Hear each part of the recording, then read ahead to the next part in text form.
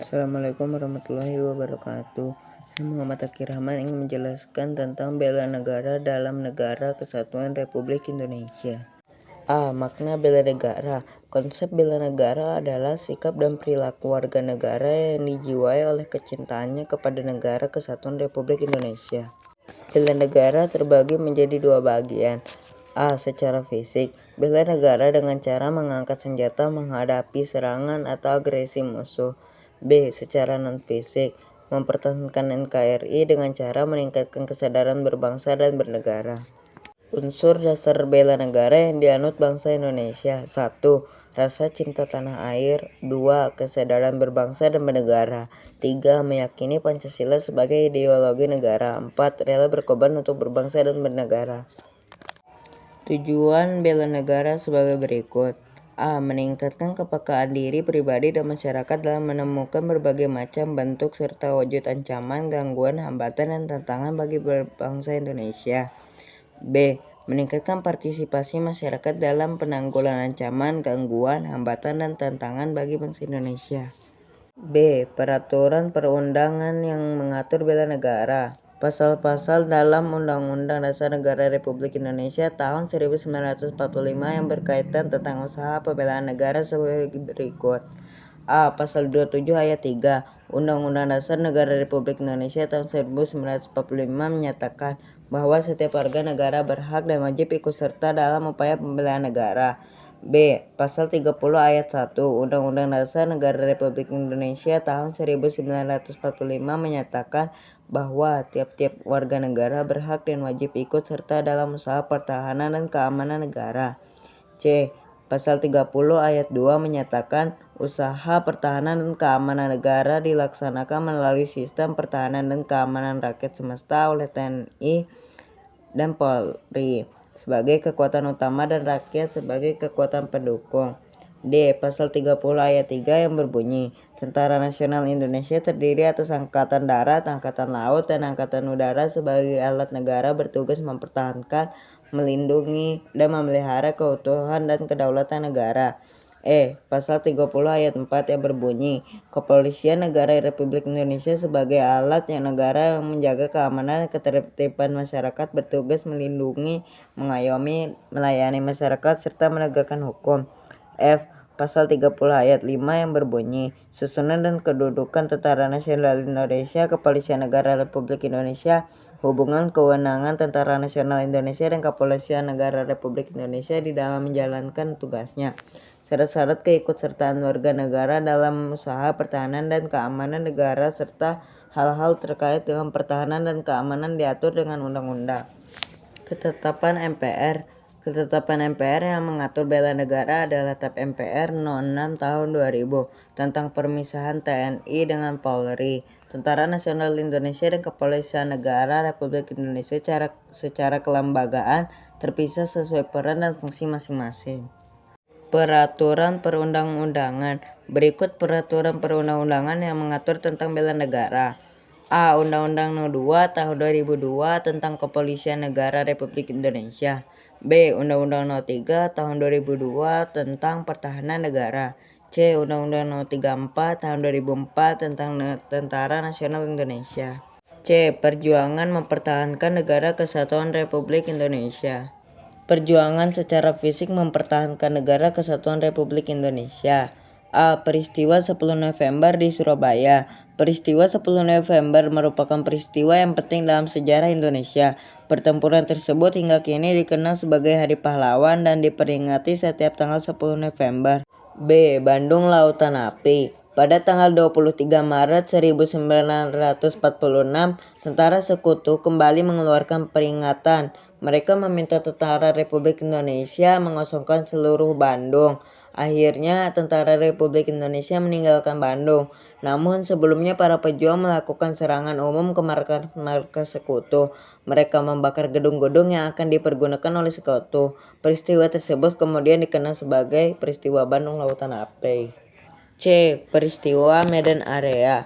Pertempuran Medan Area dimulai ketika pasukan Sekutu yang membonceng serdadu Belanda mendarat di Sumatera Utara tanggal 9 Oktober 1945.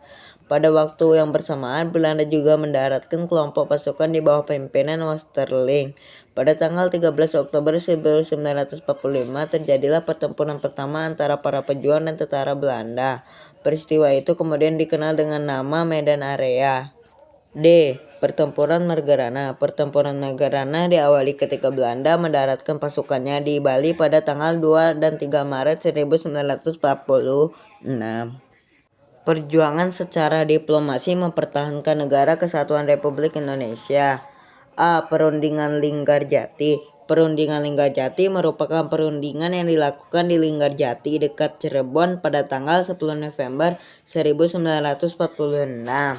B. Perundingan Renville. Perundingan Renville dilaksanakan pada tanggal 17 Januari 1948 di atas kapal Renville milik Amerika Serikat.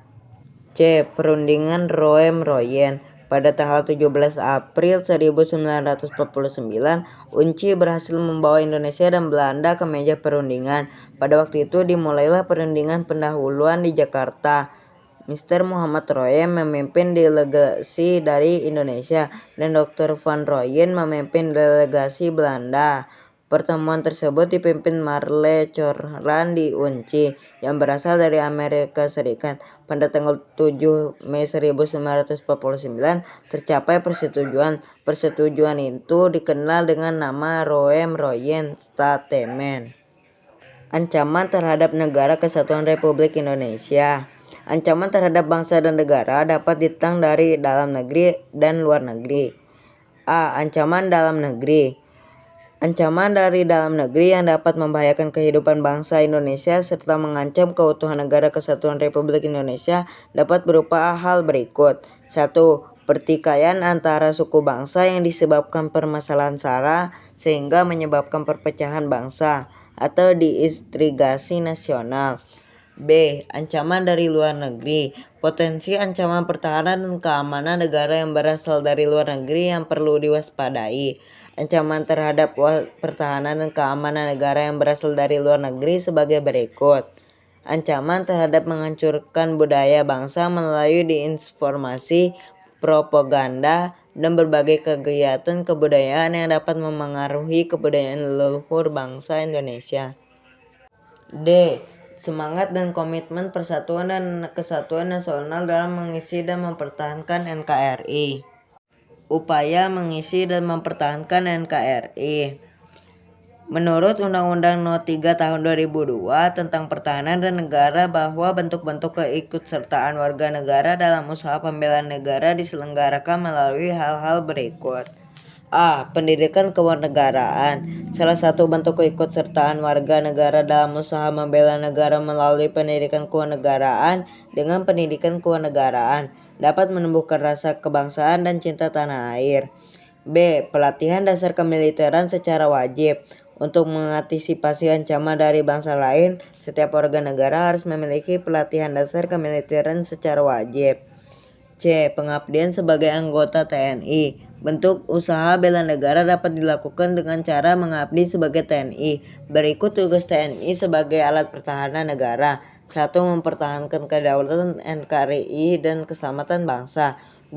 Melindungi kehormatan dan keselamatan bangsa. 3. Melaksanakan operasi militer. 4. Ikut serta secara aktif dalam tugas pemeliharaan perdamaian regional dan internasional. D. Pengabdian sesuai profesi. Salah satu bentuk keikutsertaan warga negara yang paling mudah dalam usaha pembelaan negara adalah pengabdian sesuai profesi. Dalam hal ini, pengabdian warga negara yang mempunyai tugas profesi tertentu untuk kepentingan pertahanan negara, termasuk menanggulangi atau memperkecil akibat yang ditimbulkan oleh perang, bencana alam, atau bencana lain. Perwujudan bela negara dalam berbagai bidang kehidupan. Perwujudan bela negara dapat dilakukan dalam berbagai aspek kehidupan. Berikut bentuk partisipasi bela negara di bidang ideologi, politik, ekonomi, sosial budaya, dan pertahanan keamanan. A. Bidang ideologi. Berikut perwujudan bela negara dalam bidang ideologi. Mempercayai terhadap Tuhan Yang Maha Esa dan taat menjalankan ibadah sesuai dengan ajaran agama yang dianut. B. Bidang politik. Bela negara dalam bidang politik dapat diwujudkan dengan partisipasi warga negara dalam politik. Partisipasi politik adalah keikutsertaan rakyat dalam menentukan segala keputusan yang menyangkut dan mengaruhi kehidupannya di bidang politik. C. Bidang ekonomi. Berikut perwujudan bela negara dalam bidang ekonomi. Menciptakan sektor-sektor ekonomi produktif baik dalam jasa, barang, transportasi maupun komunikasi. D. Bidang sosial dan budaya. Berikut perwujudan bela negara dalam bidang sosial budaya. Membeli barang lokal, mencintai hasil karya anak bangsa, dan tidak terpengaruh oleh budaya asing.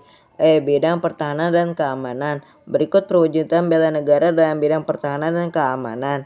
Bela negara dalam arti luas sesuai kemampuan dan profesi masing-masing. Sekian yang dapat saya sampaikan. Assalamualaikum warahmatullahi wabarakatuh.